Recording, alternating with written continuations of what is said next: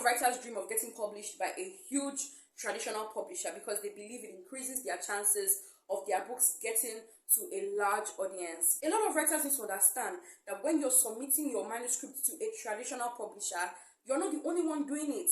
That traditional publisher is probably receiving hundreds or thousands of manuscripts. How are you going to make your manuscript stand out? It is extremely important. Now, I'm not here to tell you some magic things that you should do that will make sure that you get published. What I'm here to do is to give you guidelines on things you should note or things not to do when you're submitting your manuscript to a traditional publisher. You should not ignore instructions. Every publishing company has highlighted what they want to see, how they want you to submit the manuscript, the email they want you to send it to, the format which you should use on their website. It's written there. So why don't you go to that publishing company, digest the instructions, and follow those instructions to the letter before submitting your manuscript. Trust me, your manuscript is not special that they say, okay, because it's written, it's a beautiful story and everything, they would waive the fact that I didn't pay attention to instructions. Ignoring instructions is one of the quickest ways to disqualify yourself even before the race has started. If the publishing company asks you to give a synopsis of your work, do not give a blurb or try to surprise the publisher. And this is what I mean by surprise. When you're giving a synopsis of your work to someone who wants to publish, you're not going to be telling them, will Nene figure this out? Let's find out if Richard knows what he's doing. You're supposed to tell the publisher whether Nene figures it out or not, or if Richard knows what he's doing or not. They don't want to be surprised because the more they know about your manuscripts, the more they know whether or not it fits into the kind of books that they want to publish or they want to put out there. I really hope you understand what I'm saying. You will be asked to introduce yourself in your query letter by most publishing companies. When you do that, please leave out unnecessary details. Nobody wants to know that your pastor said he thinks you are a really good writer, or your primary school teacher has endorsed you for greatness since when you were young.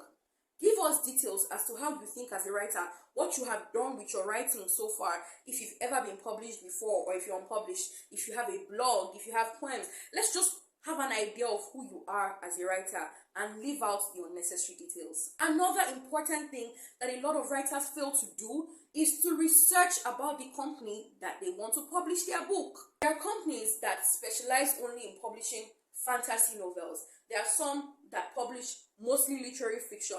There are some that publish Christian fiction. Every kind of publishing company is not the same thing, and you are the one who knows the kind of genre you have written. So for that particular publishing company to publish your work, your book must be in line with the things that they are known to publish. Do your research. Research is free, guys. When starting your story, ensure that your story starts on a great note. Start with a hook. For a lot of publishing companies, they require that you send in the first few pages, the first few chapters, or you select some chapters, right? Now, whatever they are reading, they want to be interested from the very first few pages. So don't start your story on a totally dry note, on a dragging note, thinking that you have so much time to catch up the story later. Unless from the synopsis it is clear that there is a huge build-up coming up, there's a high chance that the traditional publisher may not consider such manuscripts for publishing. Make sure you edit your story.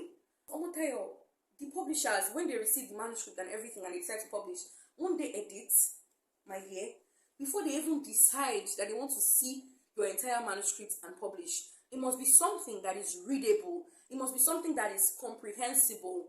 Unnecessary punctuation errors and poor formatting can really turn off the publisher, because you have to remember that it is not a company that is going to read that manuscript. It is human beings like you and I, and human beings have so much to do, but they have to dedicate an allotted period of time to reading your manuscript. And if you make that period of time extremely excruciating or frustrating, you get the drift. This brings me to my final point. Before clicking send in that email to your traditional publisher, please make sure you cross-check your submission. Is your cover letter or query letter present? Is your manuscript complete? Is whatever they ask you to attach, is it well attached? Has it been edited? Is it clear? Is everything you've written correct? Is the grammar correct? Hope there are no unnecessary omissions here and there. It's extremely important for you to cross-check. Do not just do, and that's why I always advise writers not to go with the last minute rush. Oh, I have to submit. Today is the day that they are doing the deadline. Today is the day submissions close. Let me just submit. Please try to prepare yourself ahead. A lot of publishing companies give sufficient time for you to prepare yourself before, submitting your manuscript. So work with that sufficient timeline so that you will not be pressed or pressured or in a rush by the time you want to submit. With this point of mine, I really hope you've learned something about what to note and what not to do when you are submitting your manuscript to a traditional publishing company. And for a lot of people who are out there hoping to get published by a big publisher or traditional publisher, I wish you the very, very, very best of luck. Good luck. Bye.